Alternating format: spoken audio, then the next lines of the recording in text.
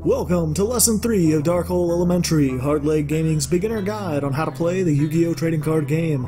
I'm Hardleg Joe, and in this lesson I'll be talking about how to understand all the text and symbols on monster cards. Monster cards are the most important of the three main card types, and also the most complicated. Monster cards come in 7 different colors, each with their own unique rules. Despite the wide range of monster cards, there are a few elements that are universal to all of them, which is what I'll be covering first. Aside from a name and image, nearly all monsters have a level, indicated by the red and yellow stars under its name. A monster's level gives a general sense of how powerful that monster is and determines how easy or difficult a monster is to play. The higher the level, the more powerful the monster is, and the more difficult it is to bring onto the field. I'll be teaching exactly how you bring monsters to the field in Lesson 4. For now, let's move on and look at another universal quality of monsters, their attack points and defense points.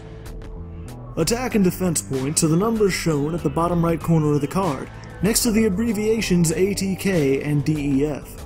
These numbers show the strength of a monster and are used to determine who wins when two monsters battle, as well as how much life point damage is dealt by attacks. I'll get more into the topic in Lesson 6 when we talk about battling. Next are attribute and type. Attribute is indicated by the small circle in the top right of the card. There are 7 attributes: fire, water, wind, earth, light, dark, and divine, each with their own symbol. A monster's type is indicated underneath the monster's picture, at the top left corner of its text box. There are currently more than 20 types, with new types being added from time to time. These two qualities exist primarily to categorize the monsters into groups. Many spell traps will only work on monsters of a certain type or attribute, so playing a deck with similar monsters often has its advantages. Aside from that, however, type and attribute have no impact on the game mechanics. Monsters of every type and attribute function exactly the same and follow the same rules. In contrast, some monsters have a secondary type, or subtype, which is written after their type and separated by a slash. There are currently 11 of these secondary types, which unlike the primary type, can drastically alter the way these monsters are played. For the sake of simplicity, I'll only be talking about the 2 most common subtypes of monsters in this lesson. For information on the others, see my Skill Drain High lesson on monster subtypes. The most common subtype for monsters are effect monsters. Effect monster cards are orange and have special abilities or properties which are written in their text box. Like with spells, there are many different kinds of effect monsters, each with slightly different rules. For the most part, however, effects are pretty self-explanatory.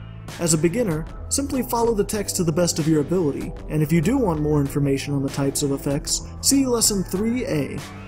The second most common subtype of monster cards are those without a subtype. These are called normal monsters. Normal monster cards are yellow and have no special abilities. Instead, their text box contains flavor text, which is just a fun little description about the monster, which has no impact on the duel.